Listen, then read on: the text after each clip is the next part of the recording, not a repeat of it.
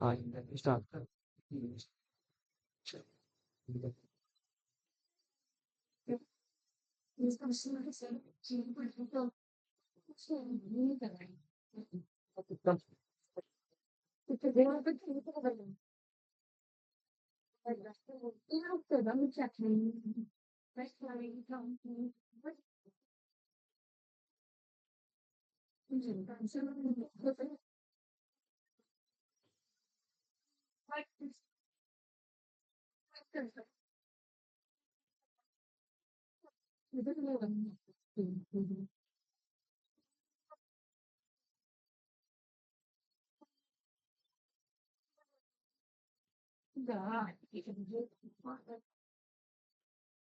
Biotechnology principle and process.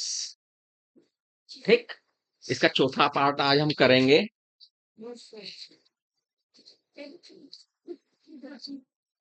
सभी को पता है कि बायोटेक्नोलॉजी क्या होती है। क्या होती है बच्चों बायोटेक्नोलॉजी? और जब मैं बायोटेक्नोलॉजी पूछूं तो आपको कौन सी परिभाषा बतानी होती है? किसके द्वारा दी गई है? यूरोपियन फेडरेशन ऑफ बायोटेक्नोलॉजी के द्वारा जो परिभाषा दी गई है वही आपको बतानी। ईएफबी के द्वारा जो डेफिनेशन दी गई है, ठीक, वही परिभाषा आपको बतानी है और सब बच्चों को याद हो गई होगी वो परिभाषा। कोई ऐसा विद्यार्थी तो नहीं है जिसे याद में हुई हो? It is a integration of it is a integration of plus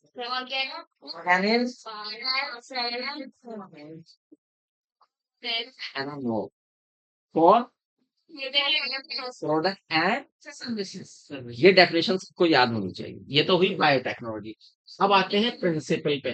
biotechnology के कितने कोर प्रिंसिपल हैं? तो कितने कोर प्रिंसिपल हैं बायोटेक्नोलॉजी के? तो कितनों को याद है वो कौन कौन से हैं? पहला है जेनेटिक इंजीनियरिंग और दूसरा क्या है? Bio process engineering. ठीक, जो जेनेटिक इंजीनियरिंग है उसमें हमें क्या बनाना होता है? हमें क्या करते हैं इसमें? जेनेटिक मटेरियल की केमिस्ट्री को चेंज कर देते हैं। और जब जेनेटिक मटेरियल की केमिस्ट्री को चेंज कर देंगे तो नया जीन पैटर्न हमें मिलेगा है। जब नया जीन पैटर्न मिलेगा तो इट मींस हमने उस ऑर्गेनिज्म का क्या चेंज कर दिया? जीनोटाइप। और जब जीन चेंज हो जाते हैं तो जो वो जीन अपीयर कर रहे थे, जो चीज वो शो कर रहे थे, तो उसमें भी परिवर्तन आ जाएगा। इट मींस फिनोटाइप भी बदल जाए। तो जीनोटाइप बदलता है, जीनोटाइप के साथ साथ फिनोटाइप भी बदल जाए। Is that clear? चलिए, ये जेनेटिक इंजीनियरिंग में होता है। बायो प्रोसेस इंजीनियरिंग इसका ही अगला पार्ट है, इसी से जुड़ा हुआ पार्ट है। उसमें हम क्या करते हैं?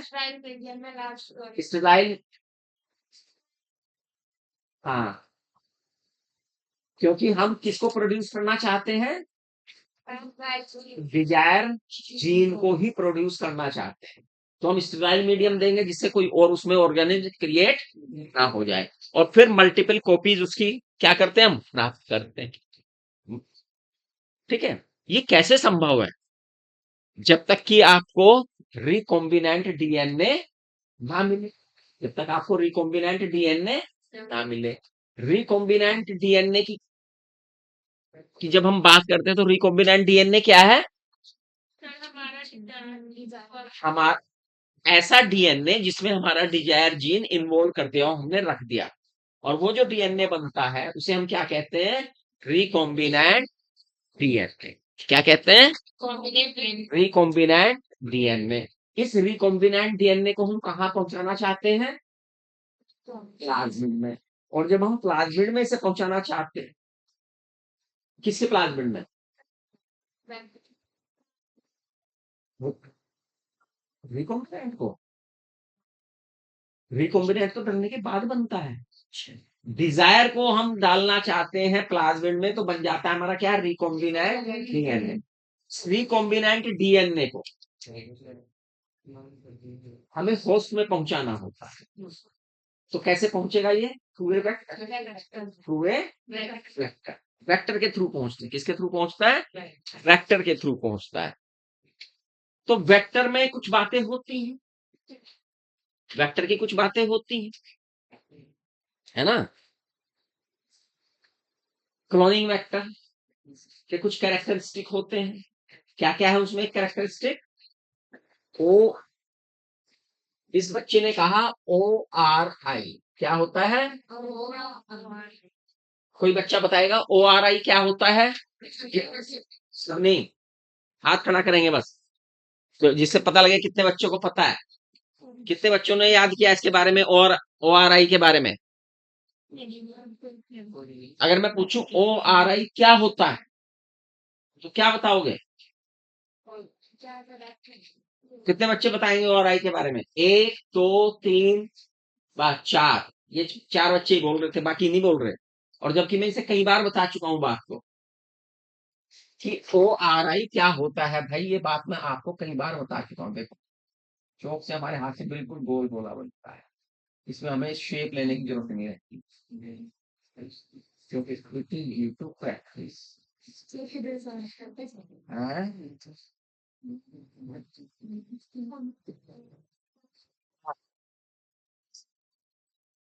क्या होता है ORI, हाँ, ओरिजिन ऑफ रेप्लिकेशन, जहां से रेप्लिकेशन होना टीजे सीक्वेंस क्या है, स्पेसिफिक सीक्वेंस है, किसकी सीक्वेंस है, रेप्लिकेशन, जहां से रेप्लिकेट, नाइट्रोजन बेसिस की। ये प्लाज्मिड है, प्लाज्मिड सर्कुलर है, डीएनए है प्लाज्मिड तो, ठीक है, उसमें किसकी सीक्वेंस बनी हुई है, नाइट्रोजन बेसिस की, है ना। तो it is a specific sequence from where replication start, from where replication start, जहां से रिप्लिकेशन स्टार्ट होता है, वो एक सीक्वेंस है किसमें, प्लाज्मिड में, वेक्टर के प्लाज्मिड में होनी चाहिए। वेक्टर के प्लाज्मिड में हम कह रहे हैं ORI होना चाहिए। ORI क्या है, एक वो सीक्वेंस होनी चाहिए जहां से रिप्लिकेशन क्या हो, स्टार्ट। अगर उसमें रिप्लिकेशन स्टार्ट होने वाली साइट है तो हम अपने रिक्वायर्ड जीन को, एलियन जीन को, एलियन डीएनए को, डिजायर जीन को उस प्लाज्मिड में क्या कर देंगे, जोड़ देंगे। और जब हम उस प्लाज्मिड में जोड़ देते हैं तो चूंकि रिप्लिकेशन स्टार्ट हो चुका है, रिप्लिकेशन के साथ साथ हमारा जो डिजायर जीन है वो भी क्या होता है, रिप्लिकेट होता है, वो भी क्या होता है, रिप्लिकेट होता है। तो ये एक सीक्वेंस है, क्या है, और आई क्या है बच्चे, एक स्पेसिफिक सीक्वेंस है, ठीक है ना। सीक्वेंस किसकी है, नाइट्रोजन बेसिस की सीक्वेंस है। जैसे आपने देखा था कि रिकॉग्निशन एंजाइम जो है, जो रेस्ट्रिक्शन एंजाइम है, उसे भी एक सीक्वेंस चाहिए, उसे रिकॉग्निशन साइट चाहिए, चाहिए कि नहीं। ऐसे ही रिप्लिकेशन होने के लिए भी एक क्या चाहिए, सीक्वेंस चाहिए। ये स्पेसिफिक सीक्वेंस होनी चाहिए जो रिप्लिकेशन को क्या करती है, स्टार्ट करती है। रिप्लिकेशन स्टार्ट भी तो होना चाहिए ना भाई, डीएनए की कॉपी बननी भी तो चाहिए, ऐसी कोई जगह भी तो होनी चाहिए यहाँ से शुरू हो कोई चीज। जैसे गाड़ी को लेके जाना है तो गाड़ी में स्टार्टर भी तो होना चाहिए ना जो इसे स्टार्ट करे। ऐसे थोड़ा ना गाड़ी खड़ी और चलती रहे, एक गाड़ी है ठीक है, इंजन भी है, सब है, लेकिन उसमें स्टार्ट बटन भी तो होना चाहिए क्या नहीं, जहां से वो स्टार्ट हो। तो ऐसे ही डीएनए में एक सीक्वेंस होनी चाहिए जिसे हम ORI कहते हैं, जहां से उसमें रिप्लिकेशन क्या होता है, स्टार्ट होता है। रिप्लिकेशन क्या होता है, स्टार्ट होती है। इसके अलावा और कुछ भी करता है ORI, करता है। आप बैठ जाओ, आपका काम हो गया। हाँ, क्या करता है दूसरा काम, ये डिसाइड करता है, ये कंट्रोल करके रखता है कि कितनी नंबर ऑफ कॉपी चाहिए। तो हमें अगर ज्यादा नंबर ऑफ कॉपी चाहिए या जितनी हमें डिजायर चाहिए कॉपी, हमें उसी तरह के ORI वाले प्लाज्मिड को चुनना चाहिए, या वही वैसा ही सीक्वेंस हमें अपने प्लाज्मिड में डालनी चाहिए, ठीक। तो भैया ORI,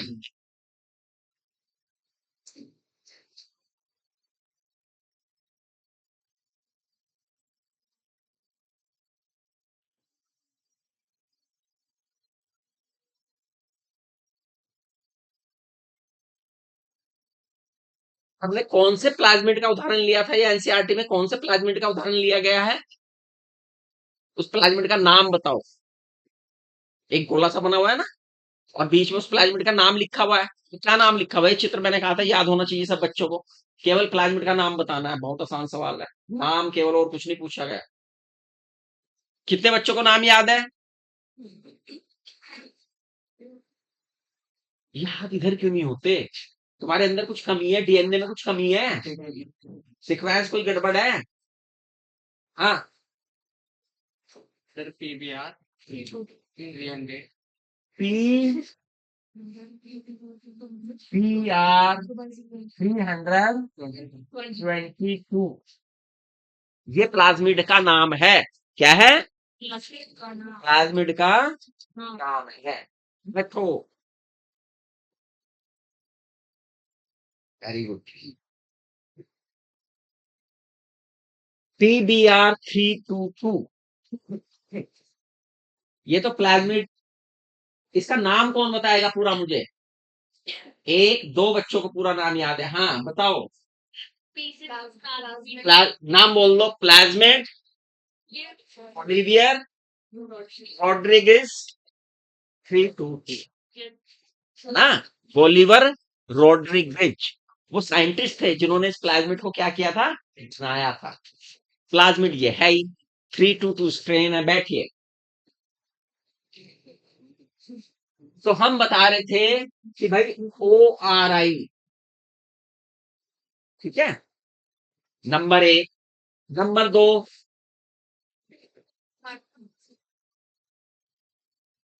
सेलेक्टेबल मार्कर भी आपके वेक्टर में होने चाहिए, उस प्लाज्मिड में होने चाहिए जो आप एज ए वेक्टर इस्तेमाल करेंगे, है ना। सेलेक्टेबल मार्कर्स उसमें होने चाहिए। क्या होने चाहिए बच्चों?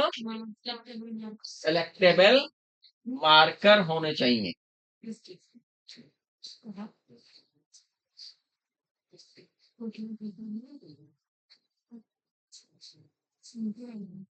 सेलेक्टेबल मार्कर की जब हम बात करें तो क्या होते हैं सेलेक्टेबल मार्कर?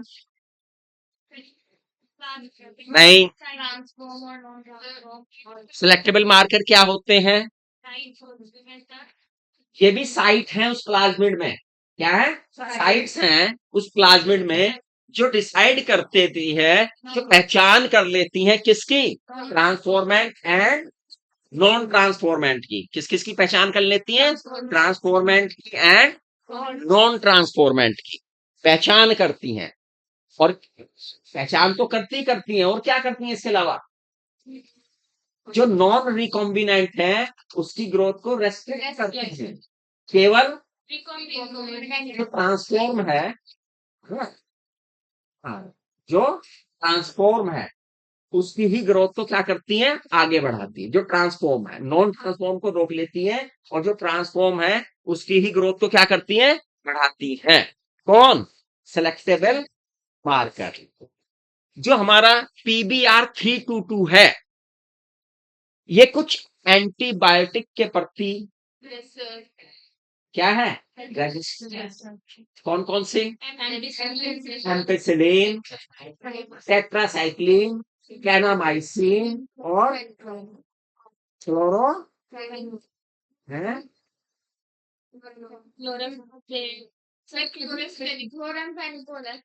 फेनिकोल। हैं? हाँ,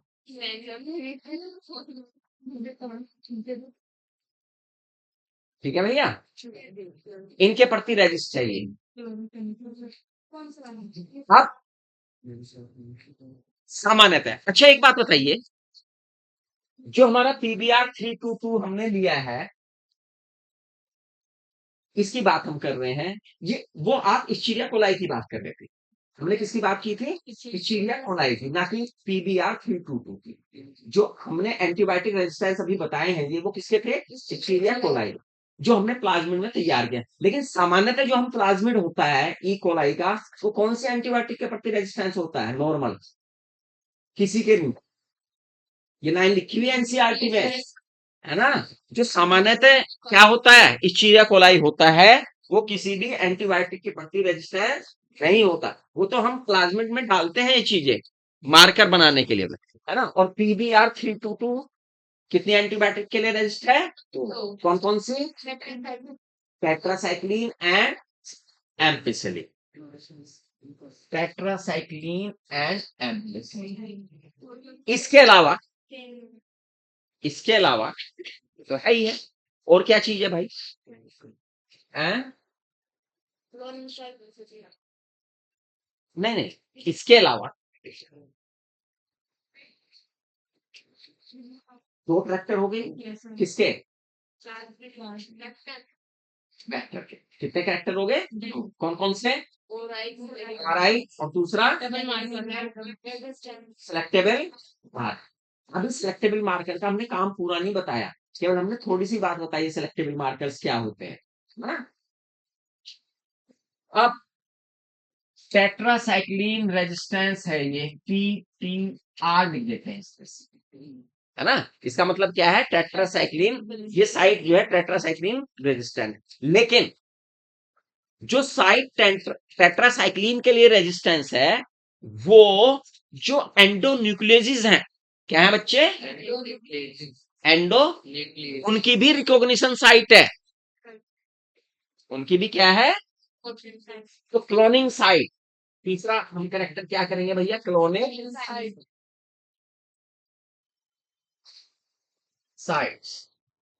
क्लोनिंग साइट्स वास्तव में आप जानते क्या होती है? प्लाज्मिड में जहां पे एंडोन्यूक्लियोसिस कट लगाएगा, काटता है, वो क्या कहलाती है? क्लोनिंग साइट कहलाती है। भैया एक प्लाज्मिड में कितनी क्लोनिंग साइट होनी चाहिए? आदर्श रूप से एक। कितनी होनी चाहिए? जिससे कि कट क्या लगे? एक ही जगह लगे, क्योंकि जो टुकड़ा है वो वहीं पे जुड़े जहां आप जोड़ना चाहते हैं। अगर क्लोनिंग साइट एक से ज्यादा होंगी तो क्या डिफरेंस आ जाएगा?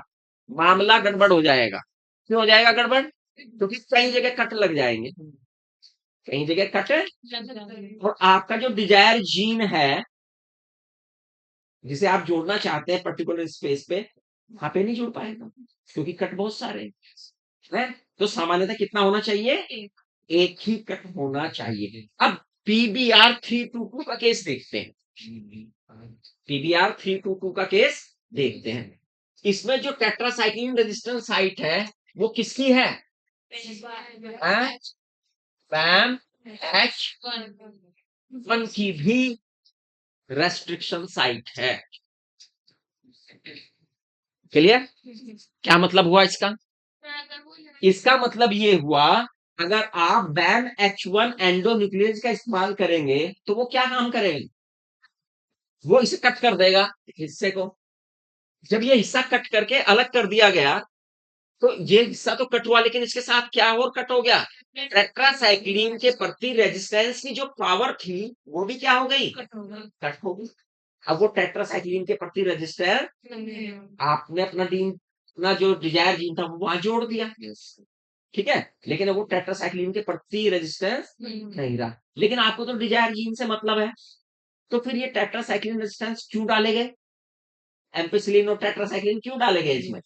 पहचान करने के लिए। ये क्या करने के लिए? ये पहचान करने के लिए डाले आपने कि भैया उस प्लाज्मिड में आपका डिजायर जीन सही जगह पे जुड़ गया या नहीं जुड़ गया, वो सही स्थान पर जुड़ा है या नहीं जुड़ा है, इसलिए डाले ये। ठीक। अब बच्चे एम्पिसिलिन रेजिस्टेंस है, ये एम्पिसिलिन रेजिस्टेंस है, बाम H1 है, ये क्या है? SAL1। और ये है भैया हिंड थर्ड,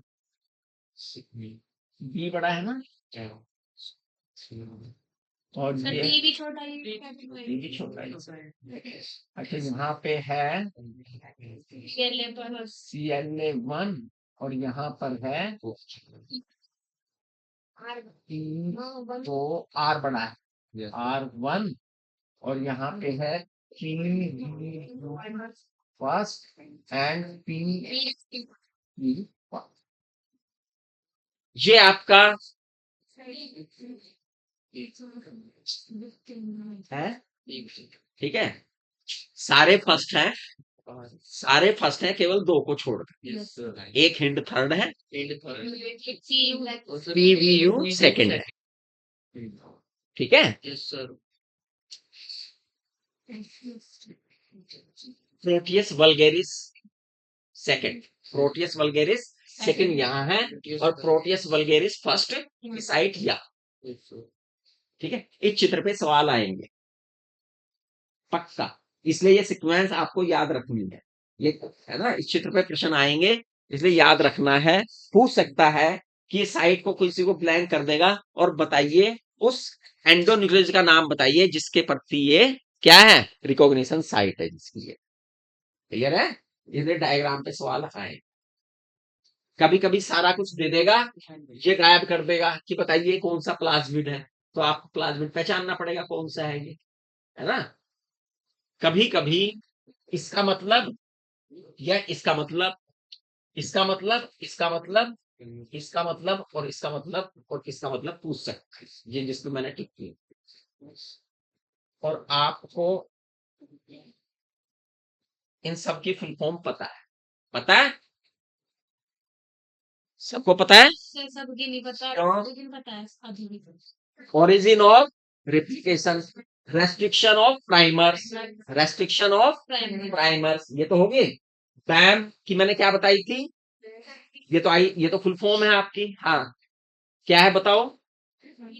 बोलिविया रोड। है बोलीविया, तो ये है, ये बैक्टीरिया है जिससे मिला है, बेसिलस। Bacillus. हाँ, अमाइलोलिक्विफेशियन, अमाइलोलिक्विफेशियन, बेसिलस अमाइलोलिक्विफेशियन, सर आप लिख दो एक। बेसिलस अमाइलो, सी तो लगा देना, बेसिलस अमाइलो लिक्विफेशियन,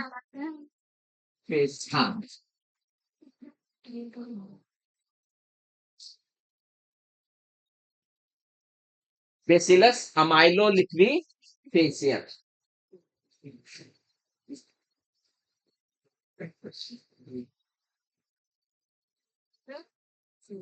ये आई, ये भी आई, ये बैम H1 का है, H इसका स्ट्रेन है और 1 इसका स्ट्रेन नंबर है। हिंड का तो सबको पता है, Haemophilus influenzae, D strain third, Escherichia coli R, ampicillin resistance, tetracycline. Clear. Sir इसकी preview Proteus vulgaris, Proteus vulgaris, स्ट्रेक्टोफोबिक, restriction of primer, restriction of primer,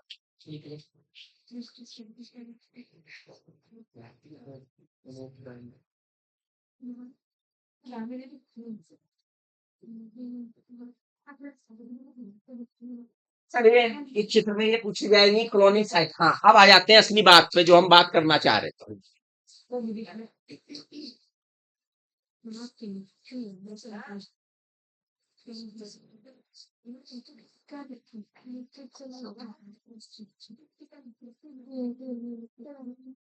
हमने अभी आपको एक बात बताई कि भैया ये दो सिलेक्टेबल मार्कर्स हैं, कौन कौन से हैं, कौन कौन से हैं,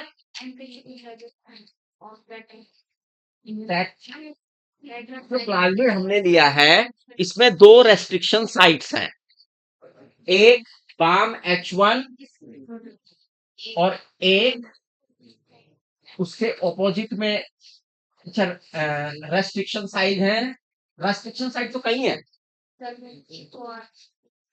सिलेक्टेबल मार्कर दो, सिलेक्टेबल मार्कर क्या है, दो, एक tetracycline resistant and ampicillin resistant.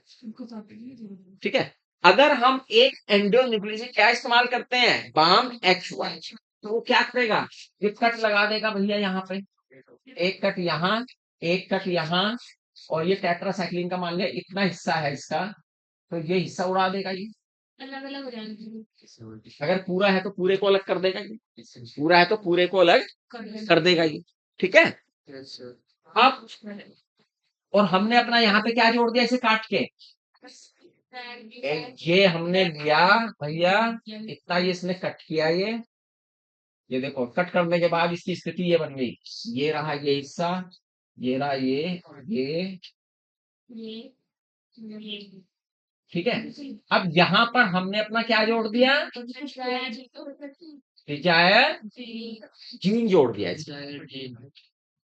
और जब किसी प्लाज्मिड में, कोई नहीं बोलेगा, जब किसी प्लाज्मिड में डिजायर जीन जुड़ जाता है तब उसका नाम बदल जाता है। तो उसका क्या बदल जाता है, इसका नाम, इसे हम खाली प्लाज्मिड कह रहे हैं क्योंकि इसमें हमारा डिजायर जीन नहीं है। लेकिन जब इसमें डिजायर जीन आ गया हमारा, तब हम इसे क्या कहेंगे, इस प्लाज्मिड को क्या कहेंगे, बताओ। अब इधर हाथ खड़े करो। हाँ, नो, गलत, क्योंकि तुम्हें ट्रांसफॉर्मेट का मतलब नहीं पता लगा।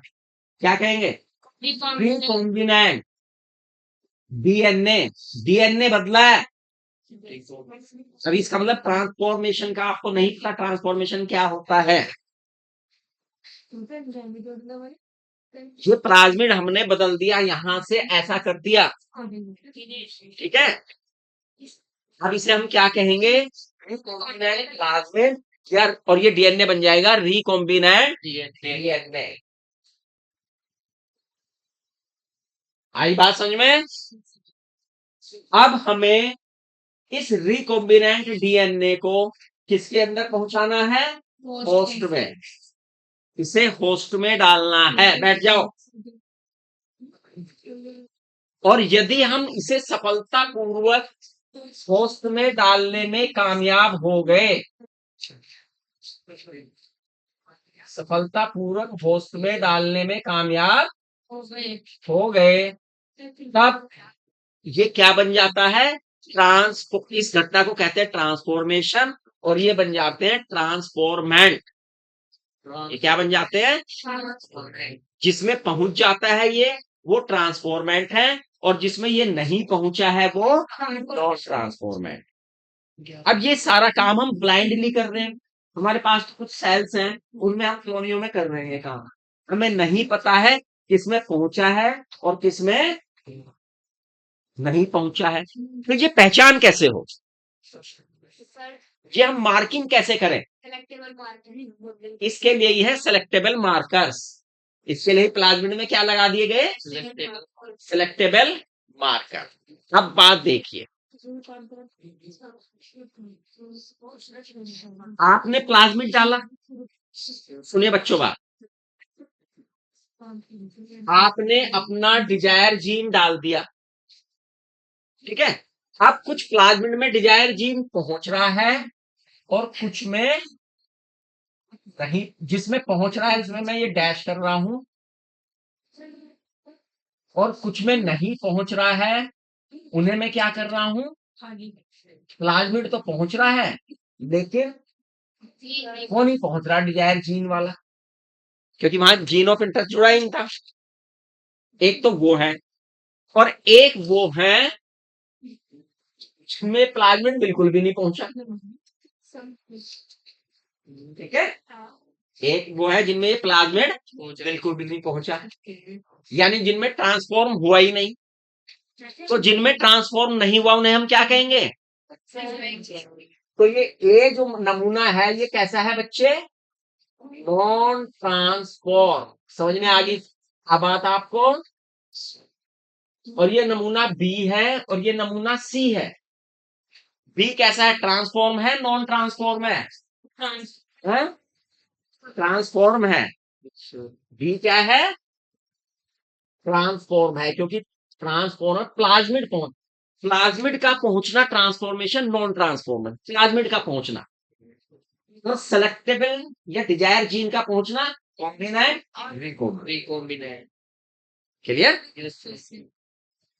अब ये ट्रांसफॉर्म है क्योंकि इसमें तो प्लाज्मिड पहुंच गया। अब इसमें प्लाज्मिड पहुंचा कि नहीं पहुंचा? पहुंच गया। प्लाज्मिड तो ये पूरा गोला है। प्लाज्मिड किसे कहते हैं? पूरे गोले को। गोले को तो ये भी ट्रांसफॉर्मेंट है। ट्रांसफॉर्मेट। ठीक है बच्चे। Yes sir. लेकिन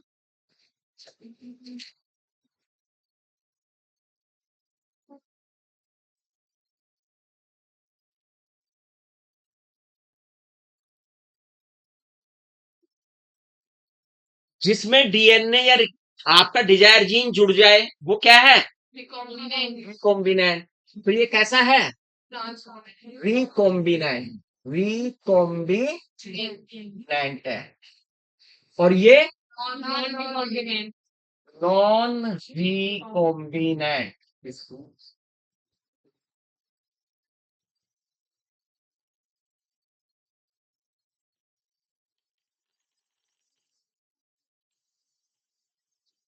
नॉन रिकॉम्बिनेंट। क्लियर। अब हमें दो तरह से छटाई करनी है। छटाई किस तरह से करनी है बच्चे? एक ट्रांसफॉर्म और नॉन ट्रांसफॉर्म में छटाई करनी है, और एक रिकॉम्बिनेंट नॉन रिकॉम्बिनेंट में छटाई करनी है। तो इसमें दो मार्कर्स बैम आर 322 में, पीबीआर 322 में, जिसमें हम बैम H1 का इस्तेमाल किया है, टेट्रासाइक्लिन रेजिस्टेंट साइट उड़ गई है, वो उसके प्रति सेंसिटिव हो गए टेट्रासाइक्लिन के प्रति।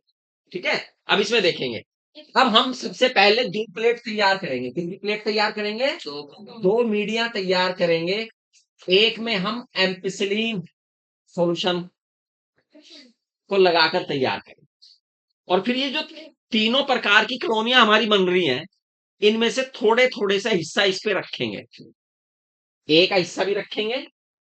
ये ए में से रखा हमने, ये बी में से रखा, और ये सी में से रखा। ठीक है भैया। Yes sir. ए का मतलब नॉन ट्रांसफॉर्म का मतलब, सर यानी इसमें प्लाज्मिड नहीं पहुंचा जो एम्पिसिलिन और टेट्रासाइक्लिन के प्रति रेजिस्टेंस करता है, यानी उन्हें झेल जाता है, प्रभाव नहीं होने देता। Yes sir. पहुंचा ही नहीं। तो इसका मतलब नमूना ए के जितने भी हमने कॉलोनी में से उठा के सैंपल यहाँ पे रखे हैं, वो जिंदा बचेंगे कि मर जाएंगे? ये मर जाएंगे, क्योंकि उनमें एम्पिसिलिन से बचने की काबिलियत नहीं है। ए तो मर गया। हमने कहा ए मर गया भाई। बी बताइए, एम्पिसिलिन में जिंदा रहेगा मर जाएगा? हैं? बी जिंदा रहेगा मर जाएगा? जिंदा रहेगा। सी जिंदा रहेगा मर जाएगा? सी भी जिंदा रहेगा। क्यों भैया? सी जो है वो एम्पिसिलिन के प्रति तो है उसमें हिस्सा, टेट्रासाइक्लिन वाला हिस्सा ही तो गायब हुआ है, तो एम्पिसिलिन से तो बचाव वाला हिस्सा उसमें मौजूद है। ये वाला हिस्सा तो है उसमें, यही तो गायब हुआ है केवल। तो यानी सी भी बच जाएगा। अब हम जरा देखें, ए कौन था? Non transformant. और बी और सी ट्रांसफॉर्मेंट। यानी एक एंटीबायोटिक ने अलग कर दिए, नॉन ट्रांसफॉर्मेंट कौन है और ट्रांसफॉर्मेंट कौन। अब हमारे पास, हमने कहा ठीक है भैया, ये बी और सी बच गए, तीन में से एक एक गया। कितने बच गए? लेकिन हमें पहचान करनी है हमारा रिक्वायर्ड जीन किसमें है। अब दूसरी प्लेट ली हमने, इसमें क्या ली बच्चे? और इसमें क्या रखा हमने? टेट्रासाइक्लिन। क्या रखी बच्चे? टेट्रासाइक्लिन। बी में से उठा के कुछ नमूने हमने रखे, सी में से उठा के रखे। क्लियर? Yes sir. बताओ बी जिंदा बचेगा कि मर जाएगा? बी ये है, बी मर जाएगा। क्यों? बी में ये गया है, बी में ये जू का गया है बिना चेंज हुए। बी वही तो है नॉन रिकॉम्बिनेंट। नॉन रिकॉम्बिनेंट का मतलब जिसमें हमारा जीन जुड़ा ही नहीं था। तो बताओ ये बचेगा कि मर जाएगा? बचेगा कब और मरता कब है ये बताओ। अगर इसके अंदर वो जीन मौजूद है जो टेट्रासाइक्लिन से बचा ले, तो ये बच जाएगा। नहीं, और अगर वो जीन है ही नहीं जो टेट्रासाइक्लिन से बचा ले तो वो मर जाएगा। बताओ इसमें वो जीन है जो टेट्रासाइक्लिन से बचा ले? इसमें कहाँ है? ठीक है नहीं अब तक तुम्हें यही नहीं पता लगा कि हमने इतनी देर से बताया क्या? भैया टीटीआर जो आ लिखा है ना, टेट्रासाइक्लिन रेजिस्टेंस, यानी टेट्रासाइक्लिन का इस पर कोई असर नहीं होगा। एएमपीआर एम्पिसिलिन रेजिस्टेंस, यानी एम्पिसिलिन का इस पर कोई असर नहीं होगा। अगर जब तक हम इतने हिस्से को काट ना दें और उसकी जगह कोई और जीन थोप ना दें। तो बताओ बी में वो जीन छुपा हुआ है कि नहीं हुआ? ये बच जाएगा क्यों बच जाएगा?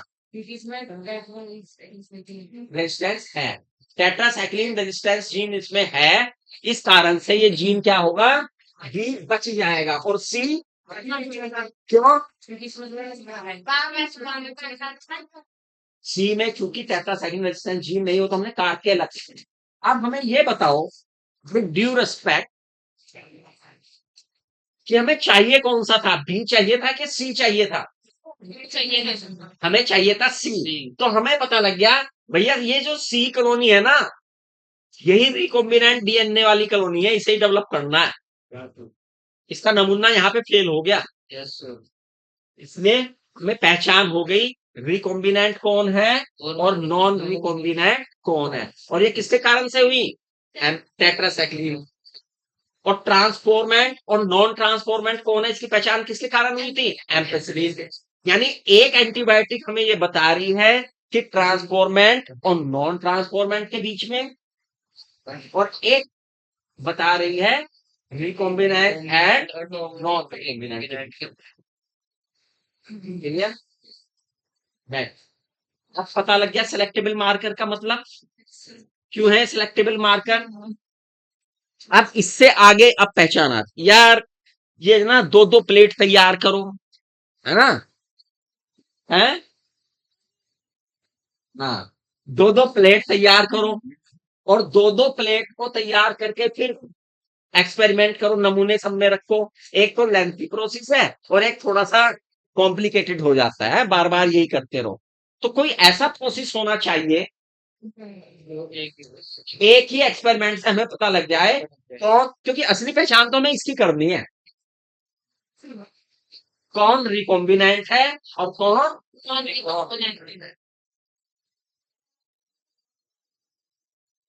तो पीबीआर 322 से तो उसकी पहचान होगी नहीं। क्योंकि क्यों नहीं होगी? क्योंकि ये तो टेट्रासाइक्लिन रेजिस्टेंस और एम्पिसिलिन रेजिस्टेंस है। तो हमें क्या बदलना पड़ेगा? हमें अपना प्लाज्मिड चेंज करना पड़ेगा, कोई दूसरा प्लाज्मिड लेना पड़ेगा। प्लाज्मिड क्या करना पड़ेगा? अल्टरनेट प्लाज्मिड लेना पड़ेगा, कोई दूसरा प्लाज्मिड लेना पड़ेगा। तो भैया ये काम करने के लिए हम एक नया प्लाज्मिड ले लेते हैं। क्या ले लेते हैं? नया प्लाज्मिड ले लेते हैं। वैसे तो नाम बताया था मैंने, कितने बच्चों को याद है उस प्लाज्मिड का नाम है? नहीं, प्लाज्मिड का नाम है, पी से शुरू होगा, PCU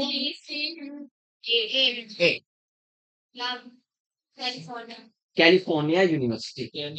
प्लाज्मिड कैलिफोर्निया यूनिवर्सिटी। और इसमें होता क्या है बच्चे?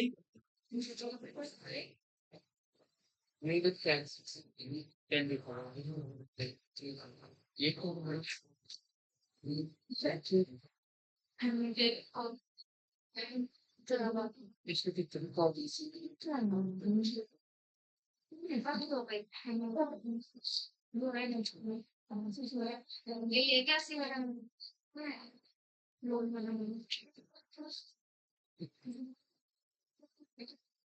इसमें भी मार्कर साइट है, ampicillin resistance and lac Z. क्या है?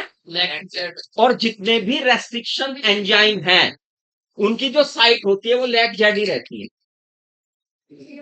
क्या रहती है? जितने भी रेस्ट्रिक्शन एंजाइम हैं उनकी रिकॉग्निशन साइट कौन सी है? लैक जेड ही है। समझो इस बात को ध्यान से। अगर हम एक ही बारी में ये तय करना चाहते हैं कि भाई हमें पता लग जाए कौन सा हमारा सैंपल रिकॉम्बिनेंट का है और कौन सा सैंपल नॉन रिकॉम्बिनेंट का है, तो हम एक अल्टरनेट प्लाज्मिड, एक चेंज प्लाज्मिड PCU8 का इस्तेमाल करते हैं। इसमें एक एम्पिसिलिन रेजिस्टेंस साइट है और एक लैक जेड साइट है। ठीक है। और जितने भी एंडोन्यूक्लियोजेज हैं, आपने देखा बैम में तो फैले हुए थे, लेकिन इसमें सारे के सारे कौन सी साइट में हैं? लैक जेड साइट पे काम करते हैं, है ना। और इसी साइट पे बच्चों, इसी साइट पे एक एंजाइम तैयार होता है। अब नाम सुन लो ध्यान से, इधर उधर बातें कर रहे हो। इसी साइट पे एक एंजाइम तैयार होता है जिसे कहते हैं beta glycosidase, beta glycosidase enzyme. यहीं पर बीटा ग्लाइकोसाइडेज,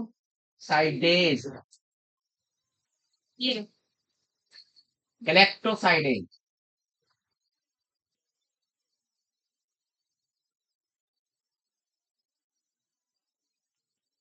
क्या करता है बीटा ग्लैक्टोसाइडेज? अगर हम एक ऐसे सबस्ट्रेट में, क्रोमेटिक सब्सटेंस में इसे भेज दे तो ये ब्लू कलर शो करता है। क्या, कैसा कलर शो करता है? ब्लू कलर शो करेगा, ब्लू हो जाएगा।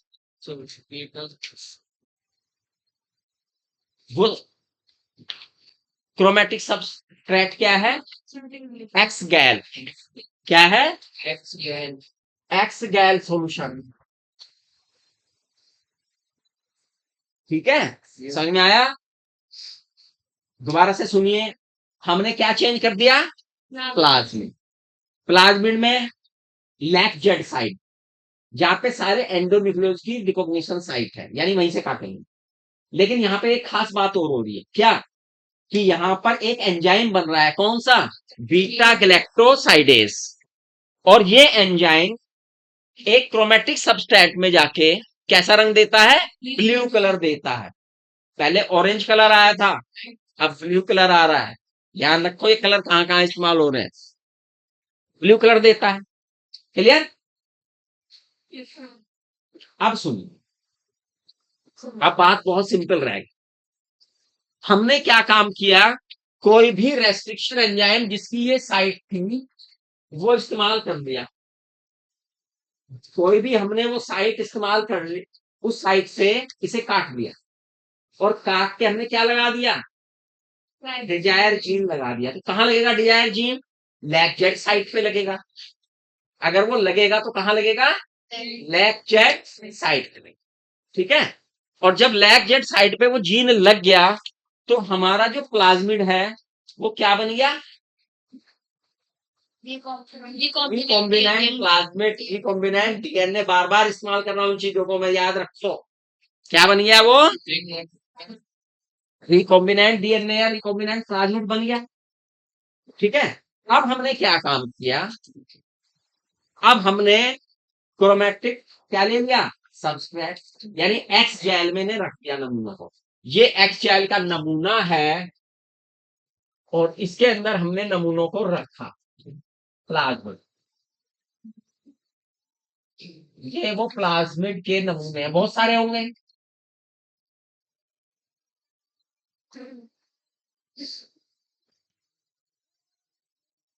हमने देखा जितने नमूने हमने रखे उसमें से कुछ नमूने ब्लू हो गए। क्या हो गए हैं? जैसे ये ब्लू हो गया, ये ब्लू हो गया, ये ब्लू, इसे मैंने डार्क कर। क्लियर? ये ब्लू हो गए और कुछ ब्लू नहीं हुए। ध्यान से सुनना मेरी बात। और अब कोई बच्चा नहीं बोलेगा, क्योंकि प्रश्न अभी उठेगा। जिसने पहली बार ध्यान से सुनी होगी वही अब जवाब दे पाएगा सही। अब ये मुझे बताइए, जो हमारे नमूने ब्लू हो गए हैं वो नॉन रिकॉम्बिनेंट डीएनए वाला पार्ट है या रिकॉम्बिनेंट डीएनए वाला पार्ट?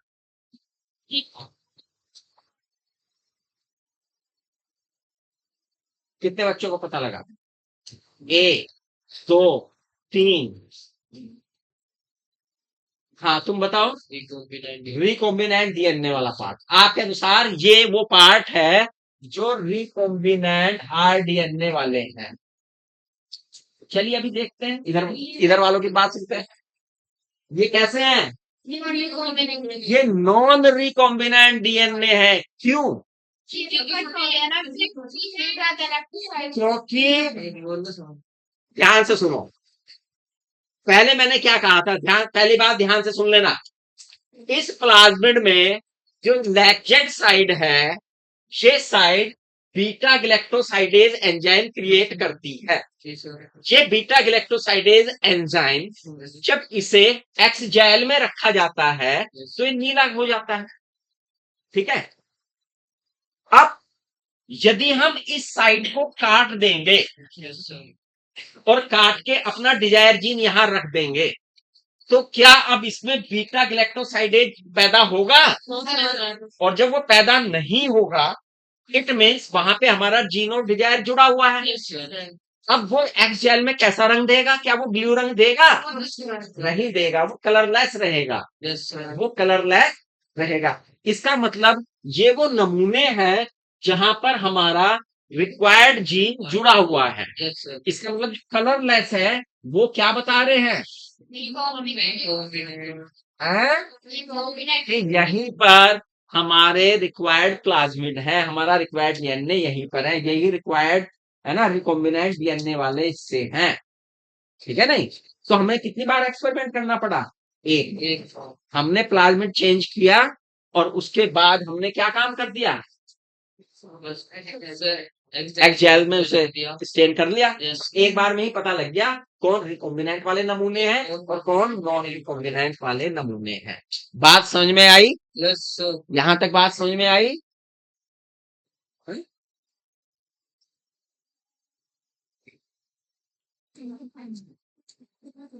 अब जो वेक्टर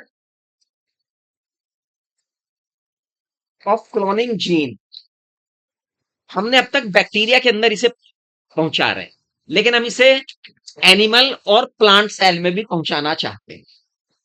क्या किस में पहुंचाना चाहते हैं? Animal and plant. ये समझ में आ गया सब बच्चों को? ऐसा विद्यार्थी जिसकी समझ में ना आया बता दो। आ गया?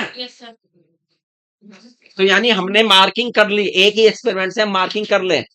ठीक है, बीटा ग्लैक्टोसाइडेज याद रखना, एक्स गैल, PCV8, ब्लू कलर और कलरलेस। ये चीजें कुछ याद रखना।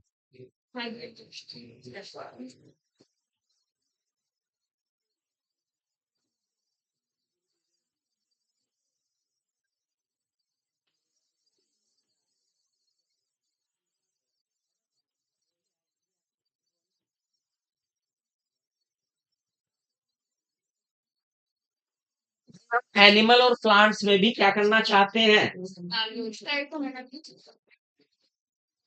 अपने रिक्वायर्ड डीएनए को चाहते हैं कि वो उसमें भी काम करे। इसके लिए वैज्ञानिकों ने सोचा कि भाई ये बैक्टीरिया और वायरसेस, बैक्टीरिया और वायरस क्या करते हैं कि भाई प्लांट सेल में भी एंटर हो जाते हैं, और एनिमल सेल में भी एंटर हो जाते हैं। इन दोनों में एंटर होके फिर मल्टीप्लाई करते हैं, और मल्टीप्लाई करके तेजी से मल्टीप्लाई करते हैं, और मल्टीप्लाई करके अपना प्रभाव पहुंचा देते हैं ना। जैसे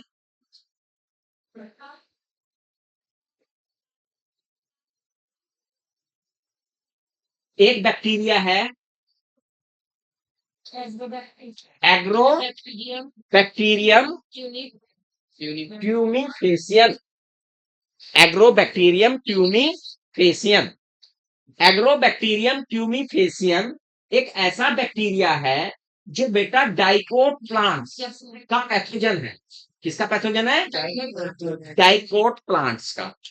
और जब ये डाइकोट प्लांट्स में एंटर करता है तो उनमें ट्यूमर कर देता है। क्या कर देता है? ट्यूमर। ट्यूमर कर देता है। कौन? एग्रोबैक्टीरियम ट्यूमिफेसियन। ट्यूमर, देखो कैसे याद होगा। ट्यूमर है ना, क्या करता है? ट्यूमर। ट्यूमिंग, TUM, ट्यूमिफेसियन, चेहरा बना देता है ट्यूमर जैसा, है ना। एग्रोबैक्टीरियम ट्यूमिफेसियन ये क्या काम करता है? उसमें ट्यूमर कर देता है। ट्यूमर करके क्या फायदा हुआ? ट्यूमर करने के बाद उस ट्यूमर सेल से वो केमिकल्स प्रोड्यूस करवा लेता है जिसकी उसे जरूरत है। उसे ट्यूमर करके कोई मजा थोड़ी ना आ रहा है कि उसकी दुश्मनी है। भाई उसकी डाइकोट प्लांट से कोई दुश्मनी थोड़ी ना है कि वो ट्यूमर ऐसे ही करेगा। अपने फायदे के लिए ट्यूमर करता है। उसमें क्या करता है? अपने क्या फायदा उसका? उन केमिकल से अपनी ग्रोथ करता है, मल्टीप्लाई करता है। उस केमिकल से अपनी मल्टीप्लाई करता है, ग्रोथ करता है। तो इसका मतलब ये हुआ एग्रोबैक्टीरियम ट्यूमिफेसियन जो कि डाइकोट प्लांट का पैथोजन है और उनमें ट्यूमर करता है, तो अपनी मर्जी के केमिकल प्रोड्यूस करा रहा है। ऐसा इस कारण से हो रहा है क्योंकि वो अपने होस्ट में एक DNA इंट्रोड्यूस कर देता जिसे हम TDNA के नाम से जानते हैं। किस नाम से जानते हैं? TDNA। एक जगह इसमें TI जीन भी लिखा हुआ है। ट्यूमर इंस्यूडिंग है, इंड्यूसिंग जीन जो इंड्यूस कर देता है ट्यूमर को। ठीक, तो यानी पूरा प्लाज्मिड जिम्मेदार नहीं है। कौन जिम्मेदार है? जितने हिस्से में TI है या TDNA है। ठीक, इसी प्रकार से यदि हम एनिमल्स में देखें, किसमें देखें? एनिमल में एक वायरस है, वायरसेस हैं, एक श्रेणी है वायरस की जिन्हें क्या कहते हैं? रिट्रोवायरस। क्या कहते हैं? कितने बच्चों को पता है रिट्रोवायरस क्या होते हैं?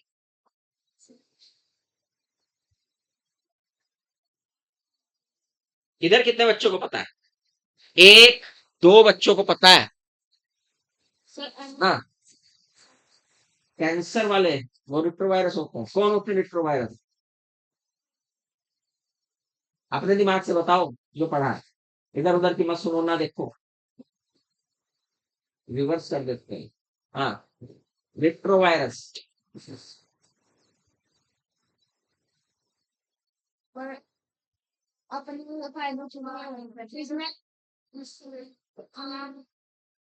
किसी को नहीं पता। अच्छा, इसमें जेनेटिक मटेरियल DNA होता है, RNA होता है। हाँ, तो फिर ये क्यों नहीं कहते? सीधी सीधी बात। जेनेटिक मटेरियल क्या है इनमें? RNA है। जेनेटिक मटेरियल क्या है इनमें? RNA है। क्लियर हुआ? इनमें जेनेटिक मटेरियल RNA होता है और ये एनिमल सेल को घुस जाते हैं, एनिमल सेल के अंदर, और उससे क्या कर देते हैं? कैंसरस बना देते हैं। क्या बना देते हैं?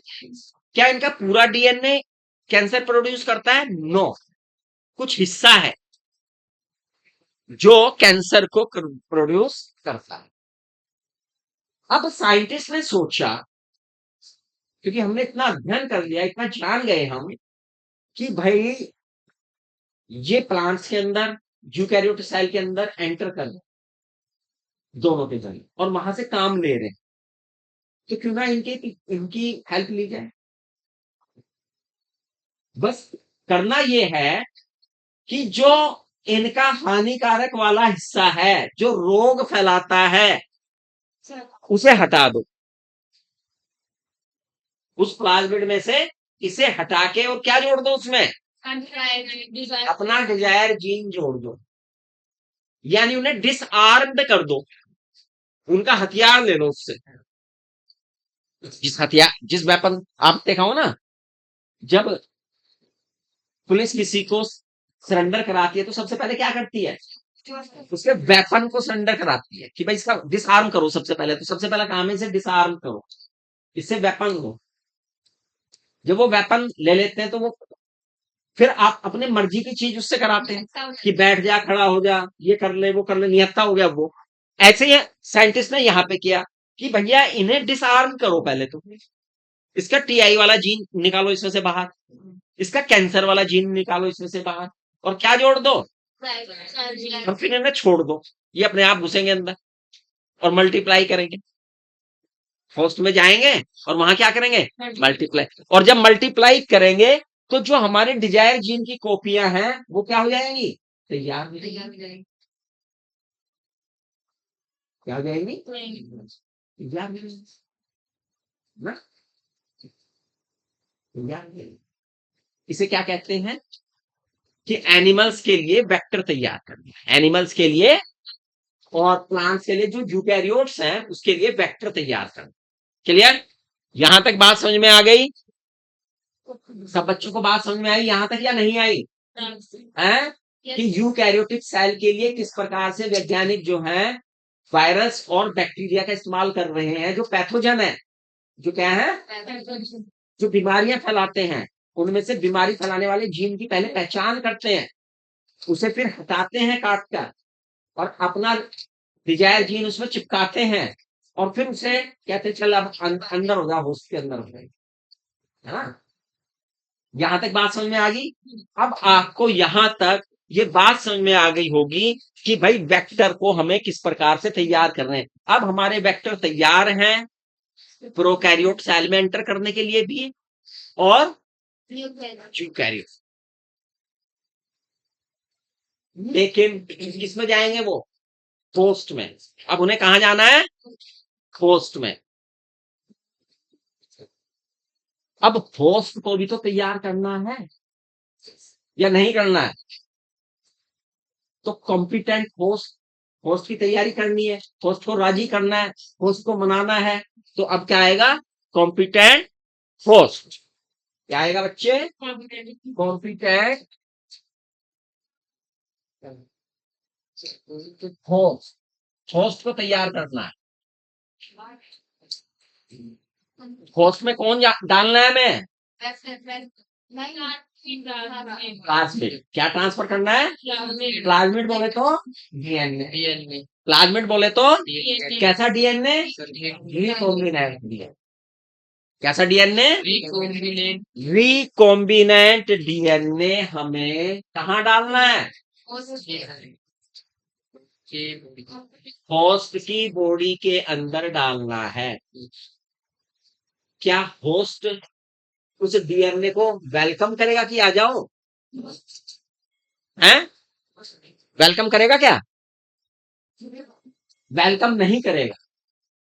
क्यों नहीं करेगा भाई,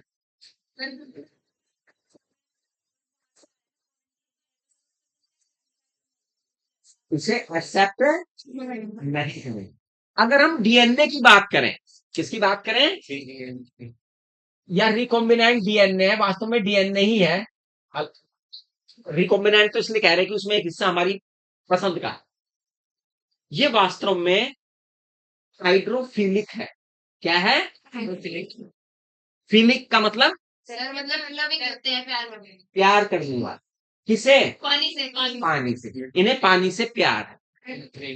जैसे आप गर्मियों में हाइड्रोफिलिक होते हैं, सर्दियों में आप हाइड्रोफोबिक हो जाते हैं, है ना, आप तो बदलते रहते हो, आपकी प्रवृत्ति तो पानी के प्रति बदलती रहती है ना। तेज गर्मी होगी और बहता हुआ पानी तुम्हें दिख जाएगा, बिना किसी की परवाह करे कमीज निकाली और भारी चल रहा है ना। और सर्दी होगी, आपकी माता जी कहती रहेंगी बाथरूम की तरफ चले, तुम देखने के भी नहीं उधर के कि भाई नहा ले, हैं, क्या कहेंगी तुम्हारी माता जी, नहा ले, तुम कहोगे पिछले महीने तो नहाया ही था हैं? अभी पिछले महीने ही तो नहाया था। तो रोज आना जरूरी है,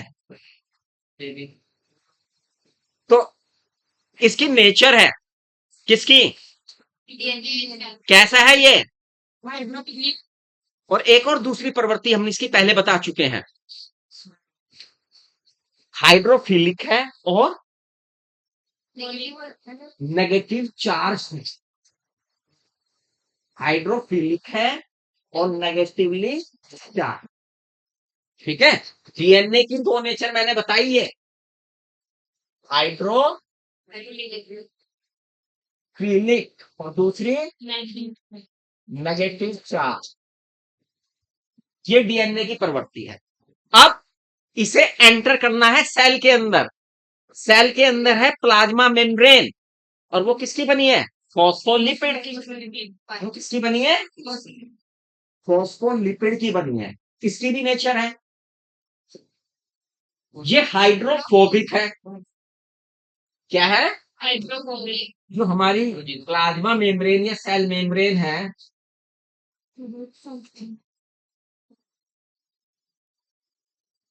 वो क्या है, हाइड्रोफोबिक है और नेगेटिवली चार्ज। ठीक है, एक पानी से प्यार करने वाला, एक पानी से नफरत करने वाला, दोनों सेम चार्ज का मिलन होगा, क्योंकि सेम चार्ज जुड़ जाए, नहीं हो पा रहा है, एंटर नहीं हो पाएगा। लिपिड, लिपिड है उसमें, ऑयल है, ऑयल हाइड्रोफोबिक होते हैं। ठीक है, क्लियर। अब हमें ऐसा चाहिए कुछ चीज जो इनके नेगेटिव चार्ज का कुछ बंदोबस्त कर सके, इनके नेगेटिव चार्ज का कोई बंदोबस्त कर सके, है ना। अब ऐसी चीज चाहिए, तो ऐसी चीज जब हम देखते हैं, एक स्पेसिफिक कंसंट्रेशन का हम कैल्शियम साल्ट लेते हैं, जो डाइवेलेंट कैटायन देता है। क्या देता है, डाइवेलेंट है और कैटायन देता है। तो हम कैल्शियम साल्ट चुन लेते हैं, जैसे कैल्शियम क्लोराइड CaCl2, क्या है, CaCl2। तो क्या दे रहा है, कैल्शियम आयन देगा। क्या देगा बच्चे, कैल्शियम आयन देगा। हमें क्या काम करना है, हमारा उद्देश्य क्या है, होस्ट क्या बनाना है, कॉम्पिटेंट बनाना है, कि भाई इस जो हमारा रिक्वायर्ड जीन है, ये वाला प्लाज्मिड है, इसे प्राप्त कर। तो हमें क्या करना पड़ रहा है, इसे कॉम्पिटेंट बनाने के लिए पहला एफर्ट हमने क्या काम किया, एक डाइवेलेंट क्या लिया, कैटायन। दो तरह के आयन देखे ना आपने, कौन कौन से, कैटायन एंड, कैटायन के ऊपर कैसा चार्ज होता है, और एनायन के ऊपर कैथोड इलेक्ट्रोड कैसा होता है। हाँ, ये ध्यान रख लेना बच्चों, कैथोड नेगेटिव चार्ज होता है और एनोड, हाँ, और कैटायन एनायन वहां पे उल्टे हो गए। क्लियर, बच्चे इसमें कंफ्यूज हो जाते हैं, इसे नहीं होना है। तो ये क्या काम करेगा, ये क्या काम करेगा, एक लिंक बना देगा भैया, उसे भी न्यूट्रलाइज करेगा, उसे भी न्यूट्रलाइज करेगा, दोनों को, और एक लिंक बना देगा डीएनए और प्लाज्मा मेम्ब्रेन के बीच में, उन्हें लिंक्ड कर देगा। क्या कर देगा, लेकिन अभी अंदर घुसने की अभी बात नहीं हुई, अभी लिंक्ड किया उसने, है ना, न्यूट्रलाइज किया, अभी तो डीएनए को अंदर प्रवेश करना है। फिर क्या करते हैं हम इसे आइस में रख देते हैं, आगे किस में रख देते हैं, इंक्यूबेशन करते हैं, जो हमारा डीएनए है इसे, और ये किस में रख देते हैं भैया, आइस में। इससे क्या होगा, आइस में रखने से ये जो होस्ट की प्लाज्मा मेम्ब्रेन है, ये वीक हो जाती है। क्या हो जाती है, वीक हो जाती है। ठीक, वीक हो गई, उसके बाद फिर इसे थर्मल शॉक देते हैं। क्या देते हैं, हीट शॉक। कितने डिग्री पे, 42 डिग्री सेंटीग्रेड पर। कितने पे, याद रखना है, 42 डिग्री सेंटीग्रेड पे हीट शॉक कितने पे आया, 42 डिग्री सेंटीग्रेड। ये सब याद रखने वाली बातें हैं, ध्यान रखना। आइस में रखा, तो क्या किया, हीट, इससे क्या होगा, हीट शॉक देने से, ये वापस नहीं, हीट शॉक देने से जो हमारी प्लाज्मा मेम्ब्रेन है, जो सेल मेम्ब्रेन है, उसमें टेम्परेरी छोटे छोटे छिद्र बन जाते हैं, पोर्स हो जाते हैं, छोटे छोटे क्या हो जाते हैं, पोर बन जाते हैं, छोटे छोटे, टेम्परेरी, परमानेंट पोर नहीं, टेम्परेरी। और टेम्परेरी पोर बनने के कारण क्या होता है, डीएनए इनके अंदर चला जाता, डीएनए इनके अंदर चला जाता है, और थोड़ी देर बाद हम क्या करते हैं, फिर आइस में रख देते हैं, कोर्स बंद हो जाते हैं, तो वो पोर्स बंद हो जाते हैं, वो पोर क्या हो जाते हैं, बंद। बंद हो जाते हैं, और डीएन जो रिक्वायर्ड जीन था वो अंदर फ्लो। अब अवांछित जीन अंदर नहीं आएगा क्योंकि हमने पोर बंद किया, और अंदर से बाहर। क्लियर हुई ये बात, यहां तक बात समझ में आई या नहीं आई, सब बच्चों को समझ में आ गया, कैसे किया ये हमने, कॉम्पिटेंट कैसे बनाया, सबसे पहले क्या काम किया, ट्राइवैलेंट कैटायन के सॉल्यूशन में रखा, एक स्पेसिफिक कंसंट्रेशन के, किसी भी कंसंट्रेशन के नहीं, एक स्पेसिफिक कंसंट्रेशन, ठीक है, सर CaCl2 भी लेना पड़ेगा, नहीं कोई और भी ले सकते हैं, मतलब सर कैल्शियम होना चाहिए, कैल्शियम होना चाहिए, तो कैल्शियम अच्छा है, सेल को एक्सेप्टेबल है, ठीक है ना, डीएनए को भी एक्सेप्टेबल है, डीएनए को भी परहेज नहीं है उसका, हम इस एक्सपेरिमेंट में कैल्शियम ही लेते हैं, यस सर, फिर आइस में, फिर 32 32 सेंटीग्रेड पे, फिर क्लियर, यहां तक बात समझ में आ गई, रिकॉम्बिनेंट डीएनए क्या हुआ, अंदर चला गया। अब आपके जहन में प्रश्न आ रहा होगा एक और, कि जी क्या यही मेथड है, इसके अलावा कोई और मेथड भी है जिससे होस्ट में हम अपना रिक्वायर्ड जीन रख सकें, यस है,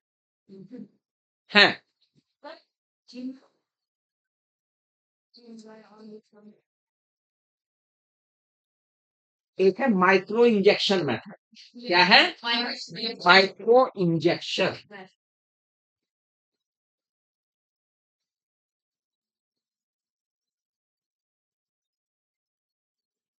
माइक्रो इंजेक्शन मेथड बच्चों एनिमल सेल के लिए इस्तेमाल किया जाता है, किसके लिए इस्तेमाल किया जाता है, एनिमल सेल के लिए, इसमें क्या किया जाता है, सर इंजेक्ट किया जाता है, डिजायर जीन को सीधे न्यूक्लियस में रख दिया जाता है, जो भी डिजायर जीन है वो सीधे सीधे कहां भेज दिया जाता है, न्यूक्लियस में रख दिया जाता है, चल भाई, किसमें प्रीफर किया जाता है ये, एनिमल्स, प्लांट्स में इसे जनरली प्रीफर नहीं करते, क्योंकि प्लांट्स में सेल वॉल थोड़ी सी हार्ड है, सेल वॉल हार्ड है वहां, तो जहां हार्ड होता है तो वहां पे तो भैया फिर हार्ड कोई ऐसी चीज करें जिसकी वेलोसिटी बहुत ज्यादा हो, ऐसी चीज इस्तेमाल करनी पड़ती है, तो वहां पर बायोलिस्टिक मेथड यूज किया जाता है या जीन गन का इस्तेमाल किया जाता है, बायोलिस्टिक और जीन गन,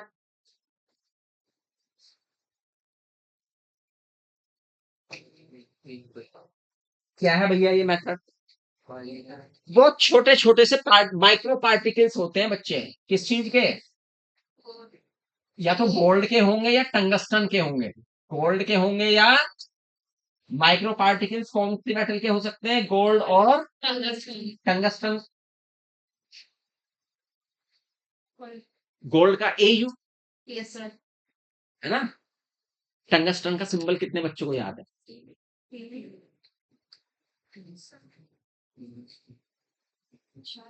सर एक को याद है बस, हाँ, sir if I am not wrong sir W, very good, tungsten का क्या होता है, W, W, क्यों पूछा मैंने, सर के टंगस्टन और गोल्ड तो याद है आपको, और उसने क्या पूछ लिया सिंबल से, उसने पूछ लिया सिंबल से, गोल्ड तो दिया नहीं उसने, W दे दिया वहां पे, और बाकी दे दिया AG दे दिया, HG दे दिया, कुछ और दे दिया, एक नया सा ऐसा जो तुम्हें याद ना हो, अब तुम W और उसके बीच में झूल जाओगे जो तुम्हें याद नहीं है, हैं, TG दे दिया, मान लिया किसी का भी है, T वाला दे दिया, आप लोग यार ये T है, टंगस्टन है ना, जैसे तुम 9th में जब आते हो सोडियम का एस बताते हो, पोटेशियम का पी बताते हो, है ना?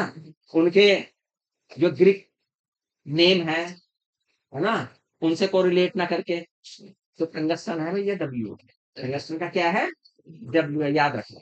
तो टंगस्टन या गोल्ड के बच्चे क्या होते हैं, छोटे छोटे पार्टिकल्स होते हैं, और उनपे कोटेड कर दिया जाता है कौन, डीएनए डिजायर डीएनए, उसकी कोटिंग होती है, और फिर उसकी बम्बार्डमेंट की जाती है, बमबारी की जाती है, यानी गोलियां cut cut cut cut cut cut, और वो जाके अंदर प्रवेश करा दी। क्लियर? कॉम्पिटेंट बनाने के लिए एक मेथड आपने कौन सा देखा है, डाइवेलेंट कैटायन की सहायता से, दूसरा, तीसरा, चौथा मैं बता रहा हूं, लेकिन बताना आपको वो है क्या, और हाथ खड़ा करेंगे। चौथा है, एक और मेथड है, डिसआर्म मेथड। कौन सा है, डिसआर्म। कितने बच्चों को याद आ गया डिसआर्म मेथड? दो को याद आया। डिसआर्म्ड मेथड कितने बच्चों को याद आ गया? हाँ, क्या होता है डिसआर्म मेथड? सर ये जो भी करा था ट्यूमर इंड्यूस। हाँ, हमने अभी बताया था आपको कि भैया जो पैथोजन है, उसका जो हानिकारक जीन है, उसे हटा के क्या डाल दो, ये काम तो वो खुद करेगा। भाई आपको वायरस का इन्फेक्शन हो रहा है, वायरस में बाहरी डीएनए आ रहा है आपकी बॉडी के अंदर, कैसे आपकी बॉडी स्वीकार कर रही है उसे? वो वायरस जानता है, वो बैक्टीरिया जानता है जो आपके अंदर घुस रहा है, वो भी तो घुस रहा है ना आपके अंदर, तो वो भी तो एंटर कर गया, तो वो भी तो किसी तरह से एंटर किया होगा, बस आपने क्या काम किया, उनमें अपना डिजायर जीन ला के उनकी नंबर बढ़ा के छोड़ दिया कि जाओ भाई करो, तो ये भी तो एक मेथड हो गया अपना डिजायर जीन करने का। क्लियर? यहां तक बात समझ में आई सब बच्चों को? कोई ऐसा बच्चा जिसे समझ में नहीं आया हो, हैं? इतनी बातें समझ में आ गई? ये सारी बातें हमने क्या बताई हैं, ये सारी बातें किससे रिलेटेड बताई है हमने, क्या है ये, कॉम्बिनेंट होस्ट के बारे हैं? में, कॉम्बिनेंट होस्ट बनाना।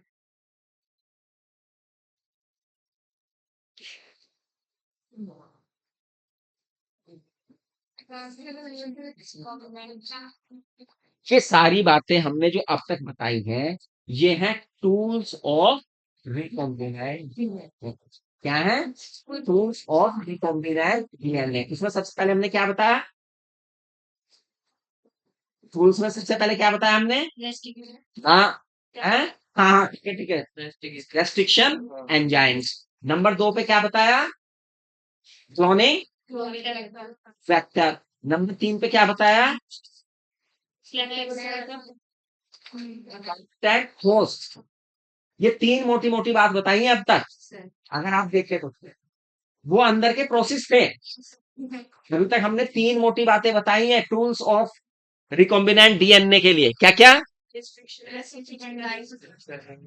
एक टूल तो है भैया रेस्ट्रिक्शन एंजाइम, दूसरी क्लोनिंग वेक्टर, तीसरी कॉम्पिटेंट।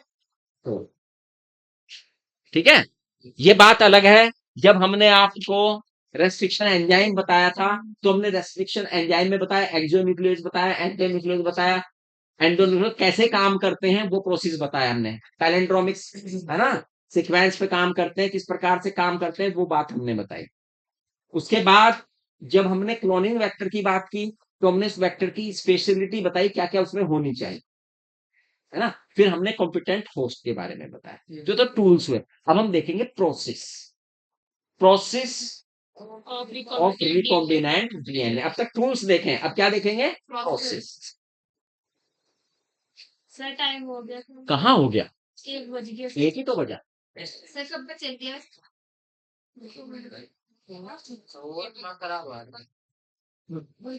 टाइम देख के पढ़ते हैं ना, मुझे लगता है ये बच्चे पढ़ने नहीं आते, ये केवल टाइम पास करने आते हैं कि किस तरह से 1 बजे और चलें।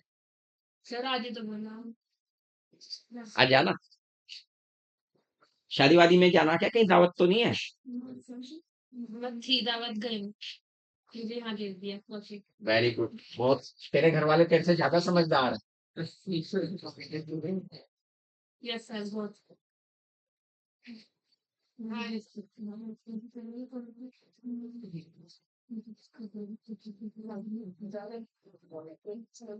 जिसे डॉक्टर बनना भूल जाओ 1 साल के लिए, यस सर। है ना? Yes sir. जिसे जब हम इंटरमीडिएट में थे, हम नहीं जानते थे हमारे रिश्तेदार कौन है। हम नहीं जानते थे हमारे रिश्तेदार में किसकी मृत्यु हुई है, कौन पैदा हुआ है, किसके यहाँ शादी है। नहीं जाना हम। 4 बजे उठना था, पढ़ना। जिस दिन पता लगा हाँ भाई कॉलेज में प्रैक्टिकल वगैरह है, कॉलेज में जाना, फिर खाना खुद बनाना, क्योंकि गांव से बाहर रहे, ठीक है ना, रूम लेके रहे, और कॉलेज जाना, खाना खुद बनाना, फिर मैनेज करना कि भैया कपड़े किस तरह से पहनने, कपड़े ज्यादा ज्यादा 2 जोड़ी घर के और 1 जोड़ी ऐसे कभी बाहर जाना, बस 3 जोड़ी कपड़े रखने अपने पास। क्यों? होएगा कौन? हाँ, होएगा कौन उन्हें, है ना? तो होने का प्रोसीजर, और फिर दोपहर को खाना ऐसा ही होता था। खाना कोई ज्यादा बढ़िया खाना तो नहीं होता था, जो इजी बन जाए। और इजी क्या बनता है? बच्चे इजी, कोई कोई बच्चा रहा है इस तरह से बाहर? नहीं रहा होगा तुम्हारे में, तुम रहे हो। इजी सबसे ज्यादा इजी होती है खिचड़ी और पुलाव। सबसे ज्यादा इजी क्या होती है? खिचड़ी और सर मैगी। मैगी। उस टाइम पे नहीं होती थी, हमारे टाइम में मैगी का कोई कॉन्सेप्ट नहीं था। खिचड़ी और क्या? पुलाव टाइम लगा सर मुझे। नहीं, पुलाव में हमारे रेडीमेड चीजें डलती हैं। पुलाव में बस केवल आलू डलते हैं और मटर डलती थी उस टाइम पे। हाँ। सर हैं? क्या चीज? येलो सारी है, और येलो जो, हाँ जो भी कुछ है उसका नाम तुम देते लो, हम उस टाइम है। फिर शाम, शाम की चाय। हाँ, शाम में कभी कभी क्या होता था, चाय में कुछ समोसा वगैरह कुछ हो जाता। और जिस दिन कॉलेज जा रहे तो कॉलेज की कैंटीन में समोसे और छोले, एक दिन का काम पूरा। ठीक है। और शाम को फिर, भूख लगी सर। शाम को पराठे, है ना, और चाय, तो जल्दी बन जाए, तो जल्दी बन जाए। और गैस नहीं होती थी बच्चों, स्टोव होता था। हाँ, वेरी गुड। और स्टोव में मिट्टी तेल की राशनिंग थी, मिट्टी तेल की। और मजे की बात, हमारा राशन कार्ड नहीं था, घर मालिक को पटा रखा था। देते हैं लोग, करते हैं, बच्चों की हेल्प बहुत करते हैं। लोग ऐसे होते हैं जो बच्चों की हेल्प राशन वाला खुद कर देता है। जो डीलर होता है उसे बता देते हैं यार देख इस तरह से है, तो बेचारा दे देता था 1-2 लीटर तेल। तो इसलिए आपकी इंटेंशन ऐसी रहनी चाहिए पढ़ाई के प्रति, ठीक है ना, त्याग। बिल्कुल, अगर कोई उद्देश्य प्राप्त करना है तो, है ना, बस उसे ही देखो। अर्जुन की आंख की तरह मछली की आंख दिखाई देनी चाहिए। जिस तरह अर्जुन को दिख रही थी ना मछली की आंख, ऐसे ही आपको दिखनी चाहिए बस। उसके अलावा और कुछ नहीं दिखना चाहिए, इधर उधर की सब चीजें बोकस। चलिए, प्रोसेस ऑफ रिकॉम्बिनेंट डीएनए, इसमें कुछ बातें आप मुझे बता सकते हैं। प्रोसेस ऑफ रिकॉम्बिनेंट डीएनए बनाने के लिए सबसे पहले हमें क्या प्रोसेस करना पड़ता है? Isolation of DNA. सबसे पहले क्या करना पड़ता है बच्चे? Isolation of DNA. आइसोलेशन कर लिया हमने। आइसोलेशन के बाद कटिंग, फ्रेगमेंटेशन, कटिंग या सिगमेंटेशन या फ्रेगमेंटेशन भी कह सकते हैं आप। फ्रेगमेंटेशन ऑफ डीएनए, ठीक है। फिर उसके बाद आइसोलेशन ऑफ डिजायर्ड जीन।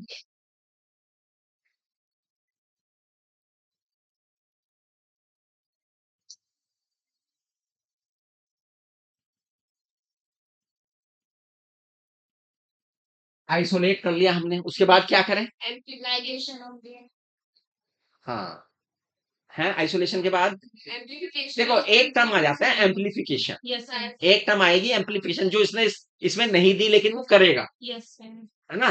तो हमें इनके नंबर बढ़ाने हैं, जो हमारा डिजायर डीएनए उसके भी नंबर बढ़ा लो। एम्प्लीफिकेशन,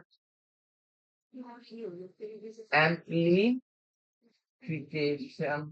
सो इसमें पीसीआर भी तो होगा ना एम्प्लीफिकेशन नहीं तो आता है पीसीआर।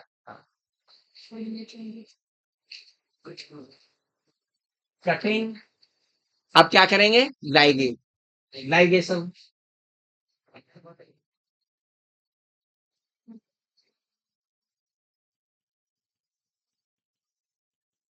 लाइगेशन के बाद ट्रांसफॉर्मेशन,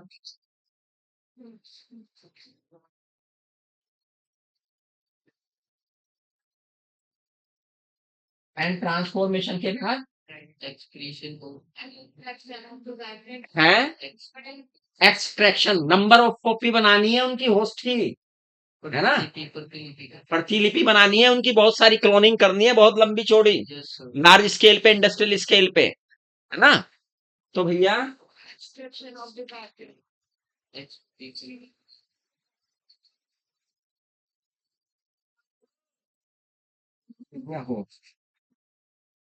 ये सारे काम हमें करने हैं, तो है डाउन स्ट्रीम हाँ processing down stream processes, yes sir down stream processing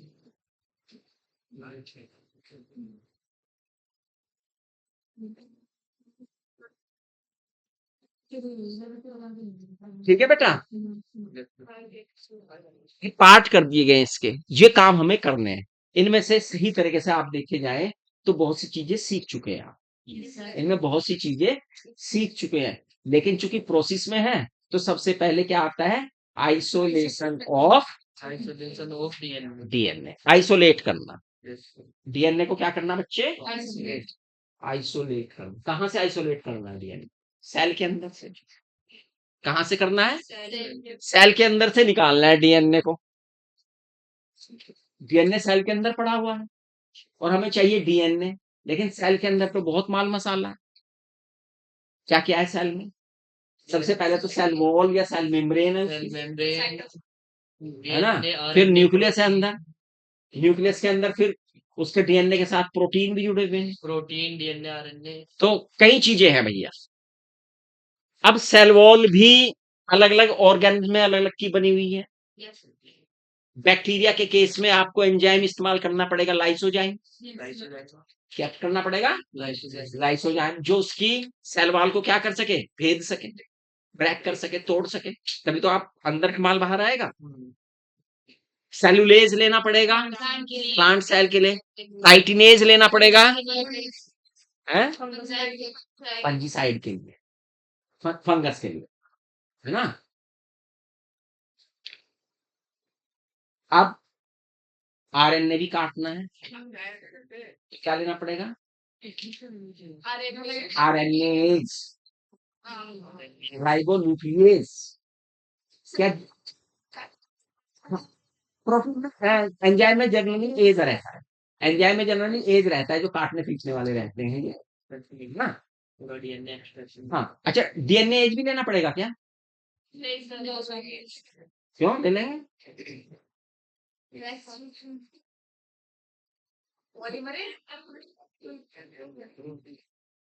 कहाँ लेंगे डीएनए एज? डीएनए छोड़ते हैं। देखो इन नॉर्मल में हमने डीएनए ले लिया तो वो तो डीएनए को भी डाइजेस्ट कर जाएगा। हाँ, अगर ऐसा है जहां पे हमारा जेनेटिक मटेरियल आरएनए है और वहां पे हमें संभावना लगती है डीएनए भी है, तो अब हमें डीएनए को हटाना पड़ेगा, तो वहां डीएनए एज का यूज हो सकता है, लेकिन इनमें नहीं होगा। जहां पे हमें DNA as a genetic material ही लेना है, उसे आइसोलेट करना है। तो यानी जो भी रुकावट दिखाई दे रही है वो रुकावट तोड़ने के लिए हमें वैसा ही एंजाइम इस्तेमाल करना पड़ेगा, प्रोटीएज लेना पड़ेगा, क्योंकि हिस्टोन प्रोटीन है ना? कहाँ है स्टोन प्रोटीन? सर हम डीएनए पैक है पैक कर रहे डीएनए मॉलिक्यूल पैक है पैक है ना, क्रोमेटिन स्टोन प्रोटीन के साथ है ना। और कहाँ है प्रोटीन? प्रोटीन तो सर सेल मेम्ब्रेन किसकी बनी होती है? फास्फो लिपिड की। तो लिपिडेज भी लेना पड़ेगा तो लिपिड को घोल है ना। यानी हर तरह का एंजाइम हमें लेना पड़ेगा, तब हमें डीएनए के पास तक पहुंचेंगे। लेकिन अभी भी डीएनए क्या है? बिखरा हुआ। पहुंच गए डीएनए के पास हम सबको घोल घाल के, लेकिन अभी भी डीएनए क्या है? बिखरा पड़ा है। इसे हमें एक जगह लाना है, तो क्या करें? चिल्ड इथेनॉल एथेनॉल डाल। क्या डाल दें? चिल्ड इथेनॉल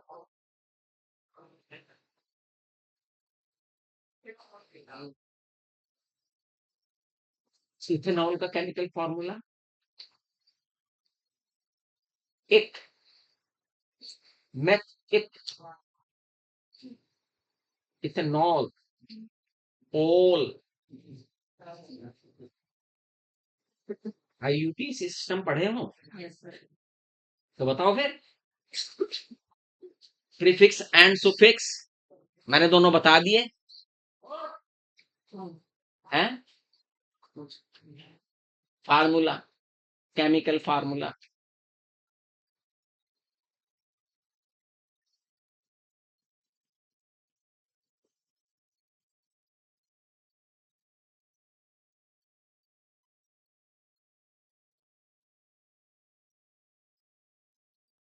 लिख दिया मैंने। अब बताओ, इतना हिंट तो दे दिया मैंने। CnH2n plus 1 OH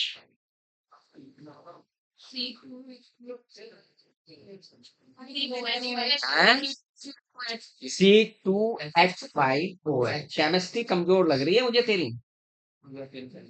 हैं? हाँ एथेनॉल है ना।